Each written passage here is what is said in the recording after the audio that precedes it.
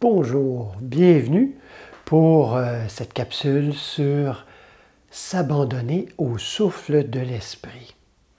C'est une pratique peut-être que vous allez trouver trop simple parce que, en fait, c'est une pratique qui n'est pas une technique. On pourrait dire que c'est une non-technique. J'en ai parlé assez régulièrement, je dirais, dans les enseignements que j'ai offerts, proposés, mais j'ai l'impression toujours que qu'on ne l'entend pas, cet enseignement-là. Et c'est drôle parce que, pour moi, c'est un des plus importants.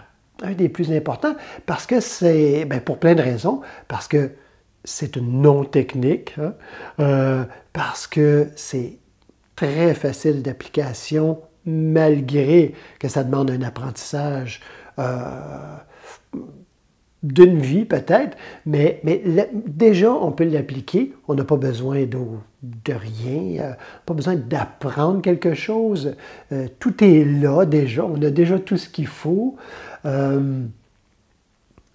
et aussi parce que c'est un enseignement qui m'a été révélé dans une retraite, une retraite personnelle, individuelle, et c'est venu justement comme un souffle. C'est drôle, ce matin même, j'apprenais que dans la tradition celtique, je ne suis pas certain exactement si c'est dans la tradition chrétienne celtique, mais je crois que oui, un symbole pour l'Esprit Saint, c'est le dindon sauvage. Le dindon sauvage, c'est drôle, hein? On s'attend toujours, l'Esprit Saint, à une douce brise, une fontaine, une eau claire, une colombe. Le dindon sauvage qui arrive puis qui brasse un petit peu tout, qui vient gratter, qui vient déranger, qui vient un petit peu nous brasser là, dans notre confort. Eh bien, c'est souvent ça, l'Esprit Saint, le souffle de l'Esprit. L'Esprit Saint, qu'on associe au souffle, c'est souvent un symbole qu'on oublie, un symbole qu'on met un petit peu de côté. C'est comme trop abstrait, trop vague. Alors, voyons ensemble une pratique qui peut être très concrète et aussi très pratique, qu'on peut pratiquer en tout temps, n'importe où, et qui va nous amener, ne serait-ce que physiquement, mentalement, à de grands bienfaits, mais aussi un contact. Je suis convaincu que n'importe qui met cette pratique d'abandon au souffle de l'esprit, qu'il met sincèrement en pratique, arrive à un contact et rapidement en plus. Donc, pourquoi s'en passer? Comme toute méditation, vous pouvez consulter les autres capsules sur les bases de la méditation ou quoi que ce soit, sur le fait de comment s'asseoir et tout ça, tout ce qui est propice. Je vous dirais juste de base comme ça, ce qui est important, c'est d'avoir le dos bien allongé, dans sa courbure naturelle. Rien de spécial avec les mains, rien de spécial avec les yeux, ils peuvent être ouverts, fermés. Ce sur quoi on pourrait dire travailler, ou ce par quoi on va se laisser travailler, ça serait encore beaucoup plus juste, ça va être le souffle.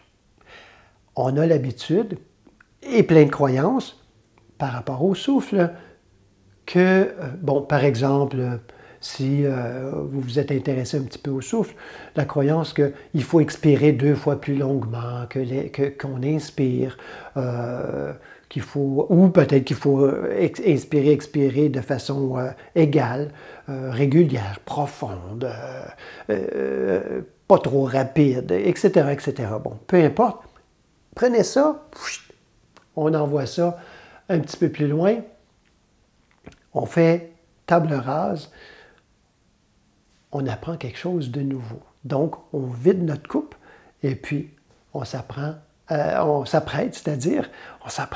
à juste écouter et dans le meilleur des mondes à mettre en pratique, parce que si on fait juste l'écouter, ça ne donnera rien. Donc, on a ces croyances-là par rapport au souffle. On a la connaissance, par contre.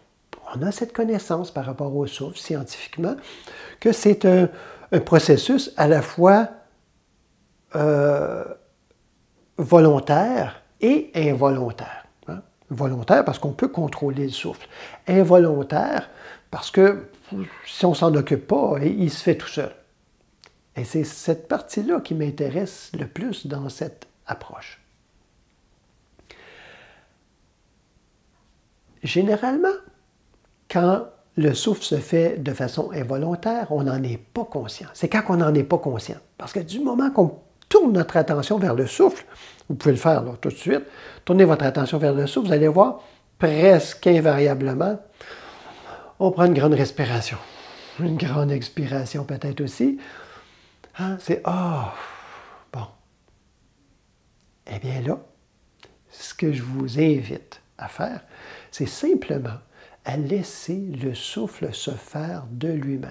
Ce souffle qu'on va prendre comme symbole de l'Esprit Saint, de symbole de l'énergie, de la vie, de cette vie qui nous anime, de Dieu. Peu importe comment vous souhaitez l'appeler, là, ça n'a aucune importance. C'est très personnel, en fait, c'est très individuel. Donc, je vous invite, on prend une bonne position, on se détend, et ça, c'est hyper important, la détente, parce que c'est pas vrai qu'on médite quand on est comme ça, là, tout tendu, les épaules qui vont vers les oreilles. Non, alors on se détend, on relâche toute tension de la tête, du visage, la nuque, les épaules, les trapèzes, le dos. Consciemment. Et on laisse le souffle se produire de lui-même, mais consciemment. Vous allez peut-être croire que c'est très facile. Effectivement, ça devrait être très facile, mais ce n'est pas si facile d'observer le souffle, c'est-à-dire d'en prendre conscience,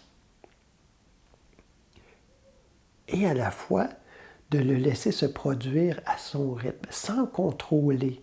Même, je dirais, inconsciemment, parce qu'inconsciemment, on a cette propension à contrôler. Le souffle est bien d'autres choses. Donc, simplement, observez le souffle. Faites rien avec le souffle. Faites juste, vous pouvez vous fermer les yeux si ça vous aide, juste observez le souffle quand il se produit. Le souffle, quand l'expiration se présente, prenez-en conscience. Et faites juste la suivre, sans rien faire.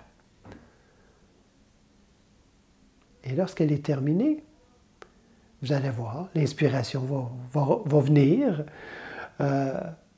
d'elle-même, et juste en prendre conscience. Qu'elle soit longue, qu'elle soit courte, qu'elle soit profonde ou subtile, ça n'a aucune importance. En fait, l'important, c'est de ne pas contrôler le souffle, tout en étant conscient. Et ça demande, je crois, en tout cas dans mon expérience, ça demande des années. Ça fait des années que je pratique ça. Et je n'ai pas la prétention d'être rendu au bout à dire que mon souffle est complètement libre. C'est un peu comme la détente. Hein? Si vous avez pratiqué la détente, on se détend et on fait comme « Ah oui, je suis détendu ». En fait, je suis plus détendu que je ne l'étais. Mais si on continue la pratique de la détente au fil des jours, des semaines, des mois, des années, on s'aperçoit que oh, ça s'approfondit. Il y a une plus grande détente. Et puis on est capable de se rappeler qu'il y a un moment où on pensait être très détendu et où maintenant on se dit oh là là, et quand je pensais être détendu, j'étais loin, j'étais encore très tendu ou en tout cas pas très détendu.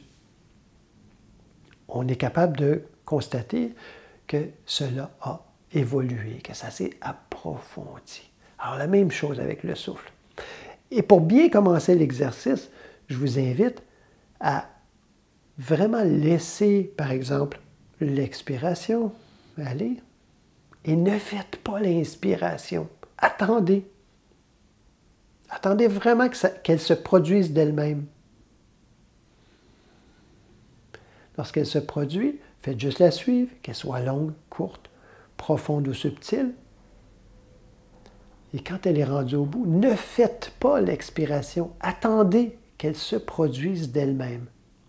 Et vous allez voir, il y a comme un moment, je pense que c'est invariable, là, si on fait bien l'exercice, il y a un moment, et des fois qui s'allonge un petit peu trop à notre goût, très inconfortable.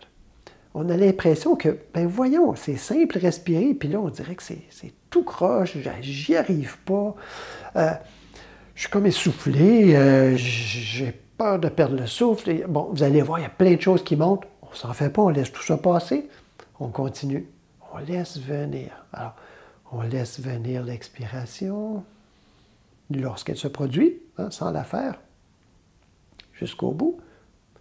On attend. Peut-être que l'inspiration se produit tout de suite, là. Si c'est le cas, on suit, c'est tout. Mais attendez qu'elle se produise d'elle-même.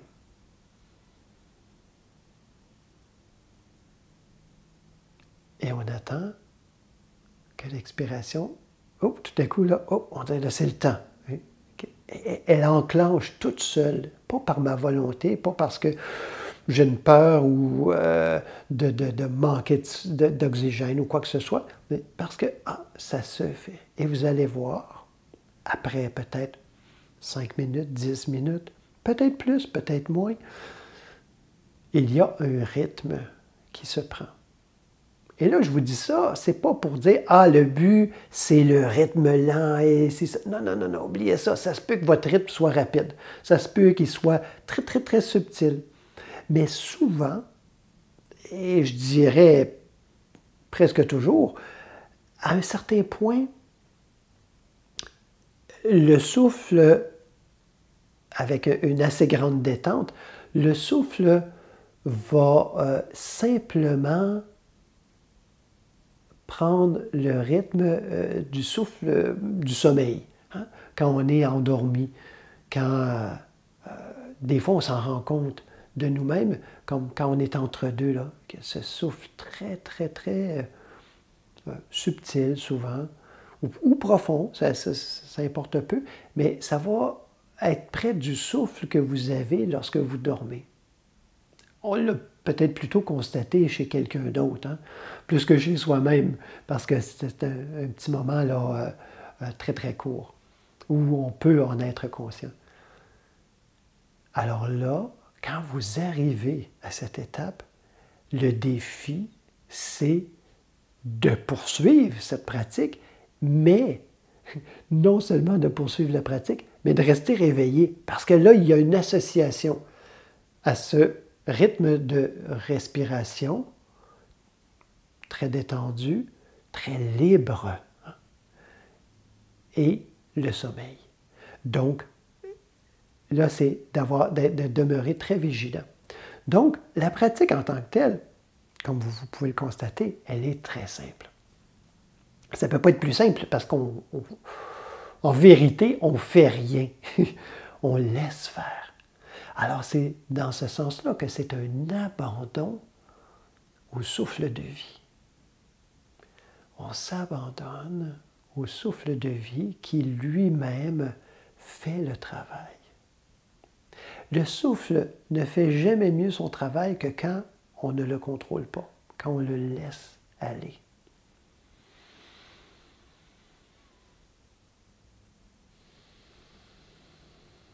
On laisse le souffle aller. Prenant conscience que c'est un abandon au souffle de vie, qu'on l'appelle Christ, Dieu, Allah, Shiva, Krishna, ça n'a aucune importance, qu'on l'appelle la vie avec un grand V, l'énergie. Prenez le nom qui vous plaît. ou pas de nom du tout, c'est pas obligé d'avoir un nom, mais on s'abandonne.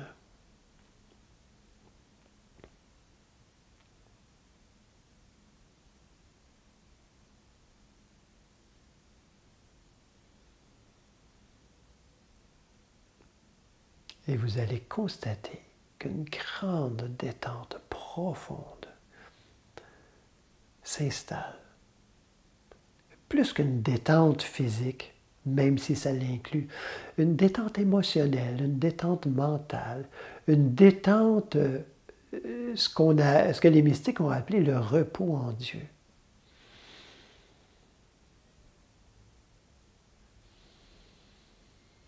Simplement s'arrêter suffisamment longtemps dans cet exercice qui est une non-technique. En fait, on peut dire que ce n'est même pas un exercice.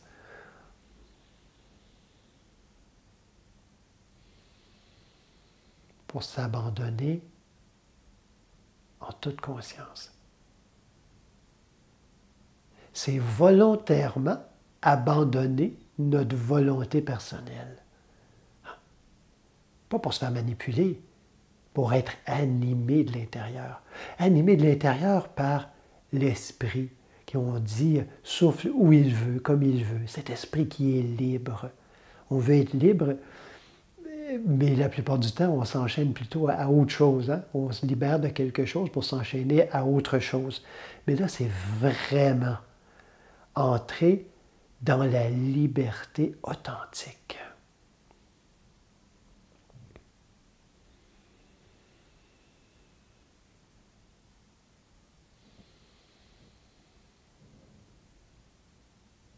Si vous sentez que vous avez besoin d'accompagnement pour cette pratique, n'hésitez pas, appelez-moi, écrivez-moi, vous avez les coordonnées, noblechemin@gmail.com, n'hésitez pas.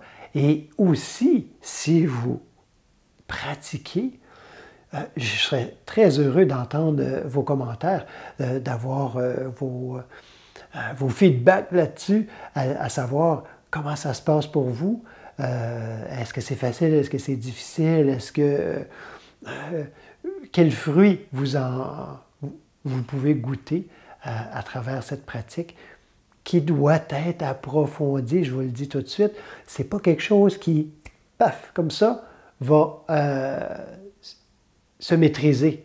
Parce qu'en fait, bon, c'est pas une maîtrise, hein, c'est une non-maîtrise, encore une fois, mais ça demande une pratique. Un certain engagement de dire, je vais le faire au moins une fois par jour, et y travailler, ou comme je le disais précédemment, me laisser travailler par la vie, par le souffle de vie. Merci infiniment. J'espère avoir de vos nouvelles. À très bientôt.